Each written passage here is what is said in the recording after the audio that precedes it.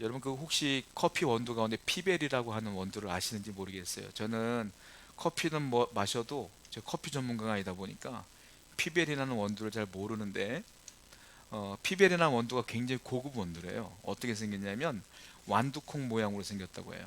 커피 원두는 어떻게 생겼죠? 옆 반대편은 평평하게 생겼잖아요. 근데 이 피베리는 동그랗게 생긴 거예요. 쉽게 말하면. 그래서 맨 처음에 이 피베리 원두가 나왔을 때는 이게 수확이 될 때 사람들이 로스팅 하기 전에 기형인 줄 알고 다 버렸다고 합니다.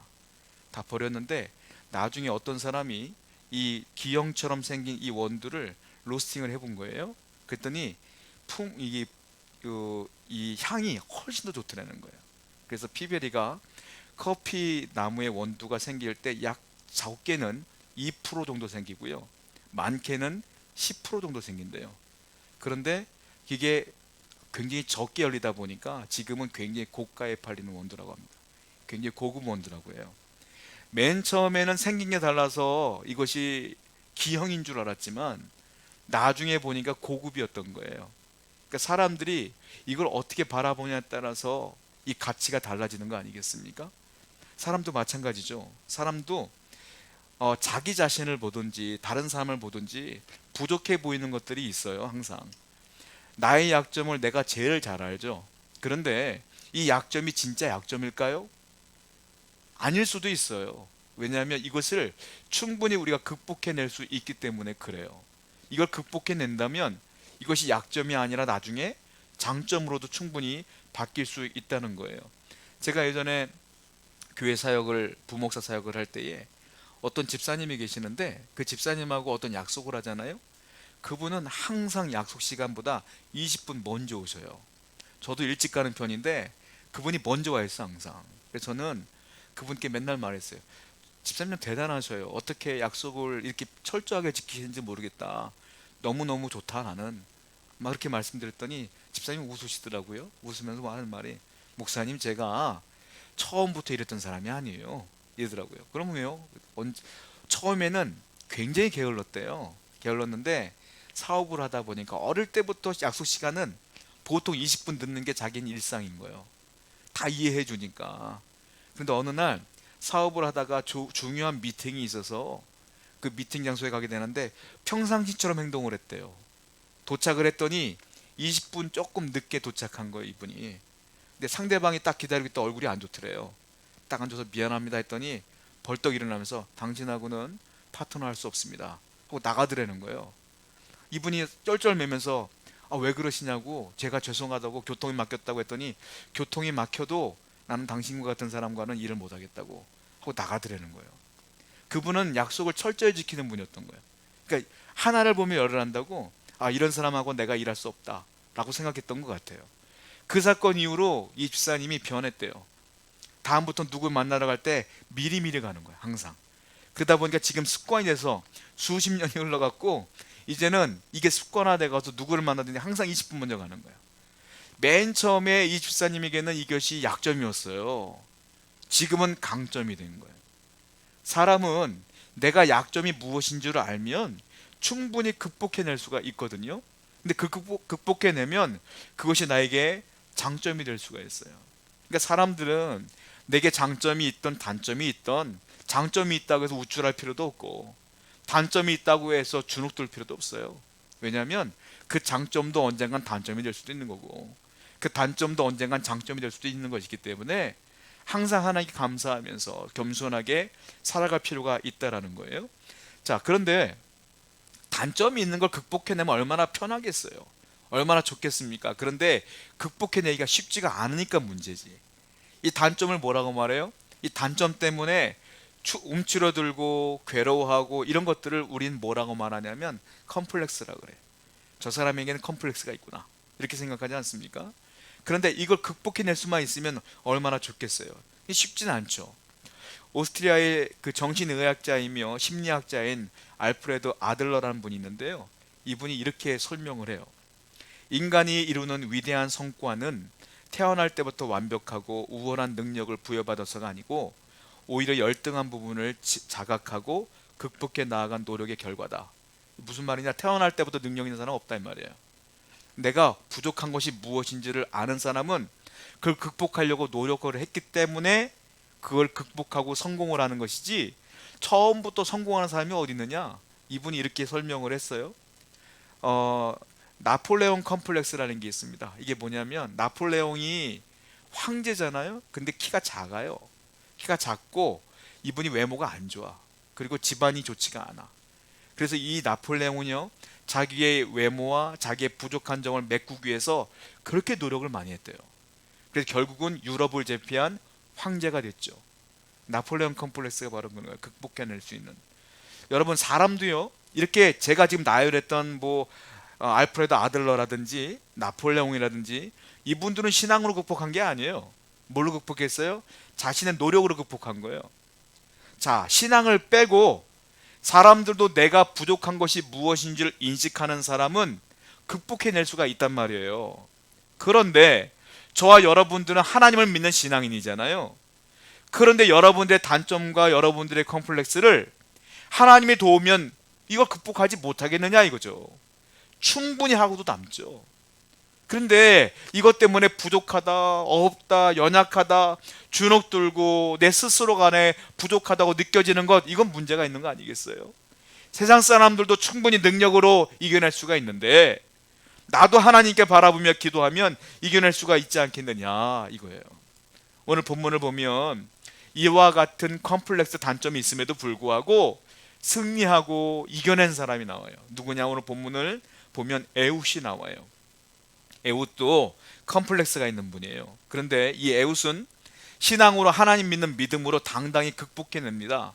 그래서 이 에훗에 있었던 컴플렉스를 위대한 컴플렉스라고 부르고 싶어요. 위대한 단점. 좀 단어가 어울리지 않아요? 컴플렉스는 약점인데 위대한? 어울리지가 않잖아요. 위대한 건 좋은 건데. 그런데 신앙으로 극복할 수만 있다면 위대한 단점이 될 수가 있는 거예요. 이걸 극복하지 못하면 비참한 단점이 되겠죠. 비참한 컴플렉스. 언제까지 여러분이 이 단점을 끌어안고 돌아가실 때까지 있겠느냐 이거요. 이걸 이겨내야 되지 않겠느냐. 그러니까 이 에훗은 위대한 컴플렉스를 가진 사람이에요. 신앙으로 충분히 극복하고 남았던 사람이다라는 거. 본문을 보게 되면 배경이 있는 사사시대에 있었던 거예요. 사사시대는 언제냐면 여호수아가 죽고 사울왕이 등단하기까지 사이를 사사시대라 그래요. 이때를 이스라엘 사람들은 암흑시대라 그래요. 왜냐하면 이때는 왕이 없었고 지도자가 없었기 때문에 이때는 누가 중심을 잡고 하나님께 나아가지 못했어요. 그러다 보니까 이 신도 믿고 저 신도 믿고 바알과 아세라가 득세했을 때가 언제냐? 이때였다라는 거예요. 그래서 이때는 영적으로 암흑시대였다. 사사시대 때 사람들은 항상 하나님을 멀리해. 하나님의 은혜를 잊어. 그러니까 하나님께서 정신 차리라고 이방 사람들을 통해서 그들을 칩니다. 그러면 그제서야 고난이 오니까 정신을 차려서 하나님께 돌아와. 그러면 하나님께서 사사를 세워서 그들을 이끌고 나가죠. 그리고 나중에 평안해지면 또 정신을 못 차려. 또 죄를 져. 그러면 하나님께서 또 이방 사람들을 통해서 쳐. 그러면 또 고난당하니까 기도하죠. 그때 하나님이 또 사사를 보내. 이것이 계속 반복되어집니다. 자, 사사기 3장 12절 말씀 보면 아주 사사기의 특별한 아주 특징적인 말씀이 나와요. 한번 읽어봅시다. 시작. 이스라엘 자손이 악을 행하니라. 이스라엘 자손이, 여기 보면 뭐가 특징이냐면 이스라엘 자손이 뭐라고? 또자가 있어요. 또가 사사기의 특징이에요.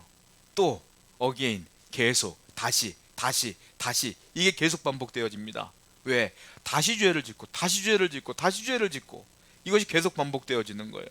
이때는 언제냐? 또 죄를 지으니까 하나님께서 모압 왕이었던 에글론을 지켜서 이스라엘을 쳐요. 그래서 이스라엘이 모압에게 잡아먹히는 거죠. 지배를 당합니다. 몇 년 동안? 18년 동안 지배를 당해요. 그래서 우리나라가 일본에게 나라를 잃은 것처럼 이 모압에 의해서 이스라엘 백성들이 나라를 잃어버려요.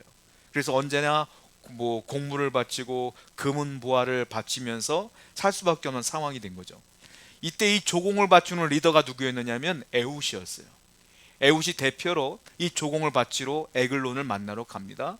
그 배경을 통해서 에글론을 이 에훗이 죽여요. 그리고 이스라엘을 해방시키는 장면이 나와요. 자, 이 본문을 보게 되면 사사기 3장 15절 말씀 한번 읽어보면서 얘기를 해볼게요. 읽어봅니다. 시작. 여호와께서 그들을 위하여 한 구원자를 세우셨으니, 자, 에훗이에요. 에훗인데 에훗에게는 항상 수식어가 붙어. 무슨 에훗? 왼손잡이 에훗이라고 써 있어요. 우리 어르신들은 옛날에 우리 애기들이 왼손잡이가 태어나면 싫어하셨잖아요. 때려서라든지 밥 먹을 때 오른손으로 잡게 하고 막 그랬단 말이에요. 제가 어릴 때만 해도 제 친구 왼손잡이가 있었는데 부모님이 그걸 그렇게 싫어하셔가지고 오른손으로 펜을 연필을 쓰는 연습을 막 시켰단 말이에요. 그러니까 오른손잡이가 어른들을 예전에는 그 좋은 걸로 생각했던 것 같아요. 근데 이때는 고대 근동 시대는 더 심했다는 거예요. 왼손과 오른손잡이가 더 정답에 가까운 거고 왼손잡이는 좀 문제가 있는 거. 그런데 제가 말하고 싶은 것은 왼손잡이 에훗이 왼손잡이, 우리가 흔히 알고 있는 왼손잡이가 아니에요. 사실은 이게 어떤 의미냐면 왼손을 쓸 수밖에 없는 사람이야. 이게 히브리어 원문을 제가 읽어드릴게요. 히브리어 원문 왼손잡이를 어떻게 쓰고 있느냐면 이쉬테로 야드 예미노, 이게 왼손잡이에요. 다시 말씀드립니다. 이쉬테로 야드 예미노, 이게 무슨 뜻이냐면 오른손을 쓸 수 없는 사람이라는 뜻이에요. 그래서 한국말로는 그걸 의역해서 왼손잡이 이렇게 표현한 거예요. 그러니까 오른손을 쓸 수 없다는 게 어떤 의미입니까? 오른손에 장애가 있는 거예요. 그 프랑스 성경을 보게 되면 이걸 직역을 해놨어. 프랑스 성경은 왼손잡이라고 쓰지 않고요, 오른손을 쓸 수 없는 에훗 이렇게 표현되고 있어요. 그러니까 직역을 했기 때문에 정확한 뜻은 왼손만 쓸 수밖에 없는 장애를 갖고 있는 사람이다라는 거예요. 여러분, 제가 얼마 전에 다큐멘터리를 보는데 장애를 입은 분들이 나와요. 근데 그분들이 하는 말이 뭔 줄 아세요? 자기들이 약속을 잡고 시간 약속을 잡으면 보통 사람들은 이해할 수 없는 상황이 벌어진다는 거예요. 왜냐하면 우리는 야 2시에 만나자 그러면 집이 가까우면은 한 30분 전에 나가면 되잖아요. 집이 좀 멀면 1시간 정도 있다 나가면 되잖아요. 그분들은 안 그렇대요. 장애를 갖고 있는 분들은 2시에 만나자 그러면 아침부터 나간대. 왜냐하면 옷 입는 것도 힘들어. 신발 신는 것도 힘들고요, 씻는 것도 힘들어. 그리고 걸어 나가면 교통 잡는 것도 힘들고 차 타는 것도 힘들어. 걷는 것도 힘들어. 그러다 보니까 아침 시간, 오전 시간 훌쩍 가버린다는 거예요. 그러니까 우리는 몰라 이게 장애가 얼마나 심각한지를. 이분들은 너무 불편하게 사는 거예요, 세상을. 식사할 때도요, 우리는 그냥 밥 차려라, 밥 먹으면 그만이지만 이분들은 밥상 갈 때까지 힘들어. 걷는 것도 힘들어. 수저 듣는 것도 힘들다고요. 자, 이 에훗은 왼손잡이, 다시 말씀드리면 오른쪽에 장애를 입은 분이에요. 오른손을 쓸 수가 없어. 여러분, 한 손만 가지고 옷을 입어보신 적이 있으십니까? 얼마나 불편하겠어요. 그리고 내가 주로 쓰는 손도 아닌데 이거 가지고 뭐 요리를 해보세요. 한 손만 가지고 빨래를 해보세요. 얼마나 불편하겠어요. 지금 에훗은 그런 컴플렉스가 있는 거예요. 그런 단점이 있고 자기가 스스로 거기에 연민에 빠져버리면 살 수 없는 절망가운에 빠질 수밖에 없는 상황인 거라는 거예요. 그런데 이 에훗은 놀랍게도요, 공물을 바치는 리더로 에글론을 만나러 가요. 이 대단한 거예요. 보통 사람이 아니고 장애를 입은 분인데 이스라엘 백성의 대표로 나가고 있는 거예요. 여러분 생각해 보세요. 이거 극복했겠어요? 극복하지 못했겠어요? 극복을 했기 때문에 리더로 서는 거 아닙니까? 얼마나 많은 애씀이 있었고 노력이 있었겠어요. 자, 이 모압 왕 에글론을 이 에훗이 처단하기 위해서, 마치 우리나라 그 옛날에 독립운동 하시던 분들처럼 지금 에글론을 하나님의 공의로 처단하려고 하는 장면이 나오는 거예요. 자, 우리는 신앙을 이 컴플렉스를, 약점을 극복해야 되는데 어떻게 극복하느냐? 첫 번째, 우리 에훗을 보면 알 수가 있어요. 어떻게 하느냐? 이분은요, 최선을 다하여 본인이 할 수 있는 것들을 다 합니다. 기도만 하는 게 아니에요. 최선을 다하여 본인이 할 것들을 다 해요. 구체적으로 어떻게 승리했는가 볼게요. 사사기 3장 16절입니다. 읽어보겠습니다. 시작. 에훗이 길이가 한 규빗 되는 좌우의 날선 칼을 만들어 그의 오른쪽 허벅지 속에 차고, 한 규빗 되는, 한 규빗이 얼마냐면 길인데 손가락 끝에서부터 여기까지가 한 규빗이에요. 이만큼이. 약 45cm 정도를 한 규빗이라고 그래요. 칼이 45cm 정도 칼을 가지고 에훗이 에글론을 죽이려고 가는 거예요. 그런데 보시면 어디에 찼어요? 어디다 숨겼어요? 오른쪽 허벅지 옷 속에 찬 거예요. 오른쪽 허벅지. 자, 보통 칼잡이는 오른손을 잡이는 칼을 어디다 차냐? 왼쪽에 차요. 그 당시 전통이 칼집은 왼쪽에 있어요. 그런데 에훗은 오른쪽에 넣었어. 왜? 자기는 왼손밖에 쓸 수가 없으니까. 그리고 여기 숨겨서 에글론을 죽이러 가는 겁니다. 그런데요, 이 사람이 이걸 바치러 공물을 바치러 갔는데 보초병들이 호위병들이 몸수색을 하는데 보니까 장애가 있네. 오른손을 쓸 수 없는 사람이네. 거기다가 왼쪽을 턱턱 건드려 봤더니 왼쪽에 칼집도 없네. 그러니까 대충 보고 넘어가는 거야. 대충. 에훗은 이것까지 염두에 둔 거예요. 그래서 에글론을 처치하기 위해서 최선을 다해서 머리를 쓰고 계획을 짜고 고민을 하고 의논을 하고 해서 이렇게 하자. 칼집은 왼쪽에 차고 칼은 이만큼 길을 차고 그리고 내가 더욱더 장애인 것처럼 더욱더 모습을 보이면 이 사람이 넘어가지 않겠느냐라고 해서 목숨을 걸고 지금 이런 행동들을 하고 있는 거예요. 또 성경을 봐요. 사사기 3장 18절부터 19절입니다. 읽어봅니다. 시작. 에훗이 곡물 바치기를 온 자들을 보내고 자기는 길갈 근처 돌 뜨는 곳에서부터 돌아와서 곡물을 바쳤어요. 자, 거기까지는 아무 사건이 벌어지지 않았어요. 함께 간 사람들과 함께 다시 이스라엘 진영으로 넘어갑니다. 넘어갈 때 뭐라고 썼느냐면 돌 뜨는 곳에서부터 돌아왔다 이렇게 표현되어 있거든요. 돌 뜨는 곳이 뭐냐면 그 당시에는 나라를 점령하게 되면 그 나라를 점령한 왕의 모습을 얼굴을 한 비석, 석상을 그 국경지대에다가 세워놨어요. 항상 여기서부터 이 사람의 땅 이런 뜻인 거예요.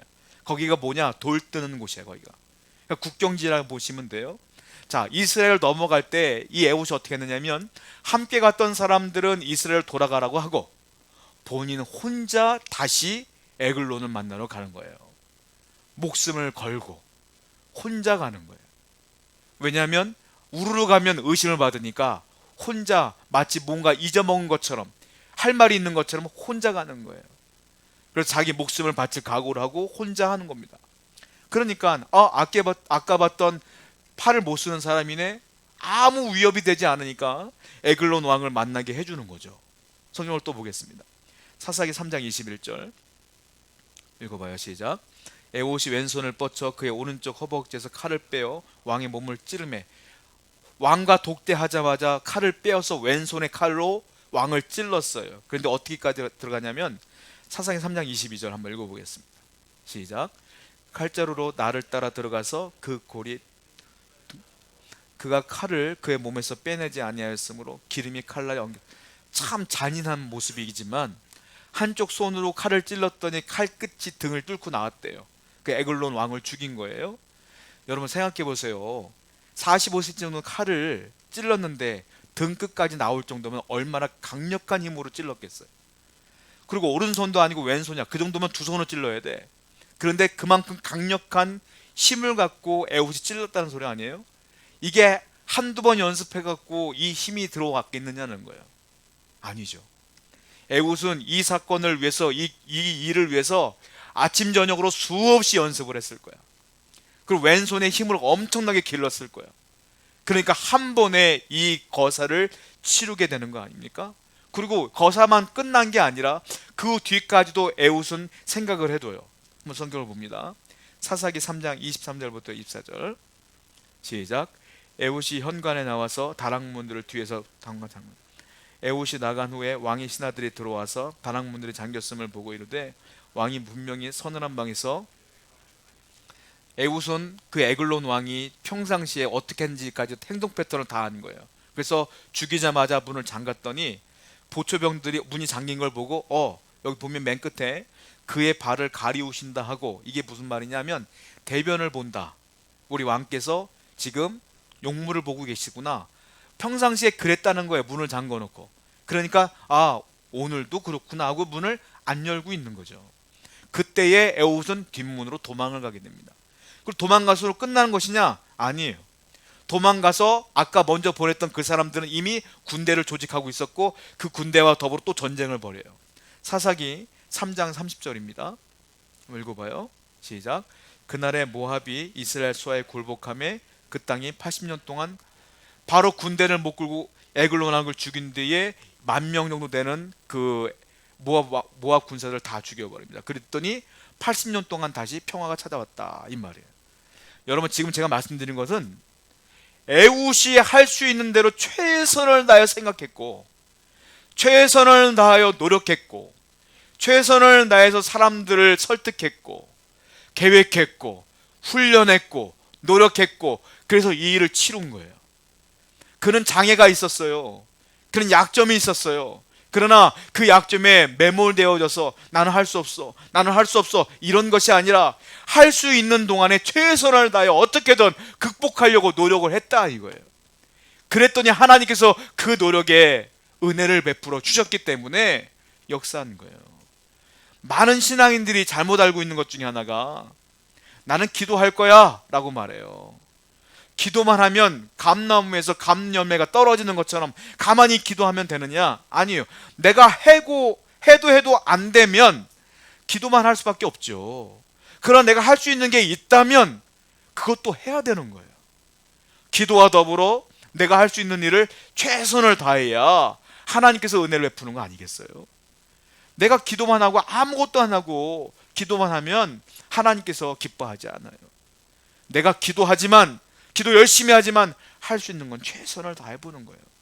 그때 그 일에 역사하시는 것이다.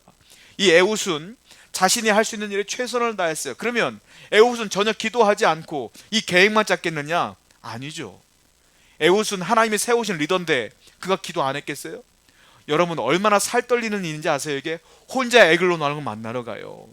혼자 그를 죽이려고 해요. 얼마나 두렵겠어요? 하기 싫었겠지. 그때마다 뭐 했겠어요? 에훗이 기도했을 거야. 그때 기도하면 하나님 마음이 어떻게 되세요? 괜찮아, 내가 도와줄게. 응답을 주셨고 그는 그 두려움에서 이겨낼 수 있었던 거예요. 그래서 이 일을 한 거지 어떻게 자기가 계획한다고 노력만 해서 됐겠느냐라는 거예요. 기도와 더불어 이런 일들을 감당했기 때문에 하나님이 역사한 거죠. 발명왕 토마스 에디슨이 이런 말을 했죠. 여러분, 이 명언을 다 아실 거예요. 천재는 1%의 영감과 99%의 노력으로 이루어진다.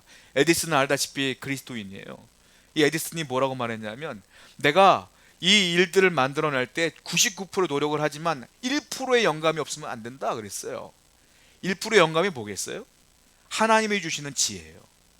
하나님이 주시는 아이디어. 여러분, 내가 아무리 노력해도 하나님이 지혜를 주시지 않으면 안 돼. 결국은 뭐예요? 하나님에 대한 기도와 신앙과 더불어 내가 열심을 다해 노력하는 노력도 결합돼야 하나님의 뜻이 나타나지 않겠어요?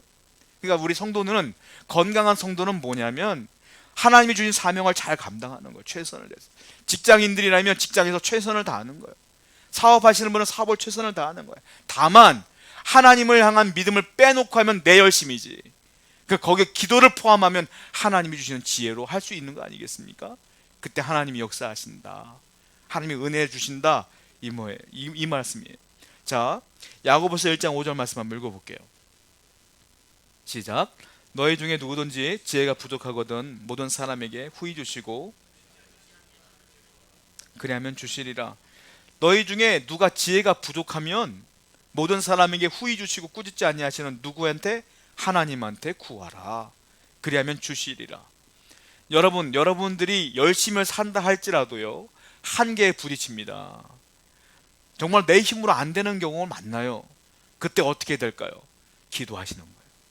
그러면 그 한계를 돌파할 수 있는 힘을 하나님이 주신다. 지혜도 주시고 담대함도 주시고 능력도 주신다.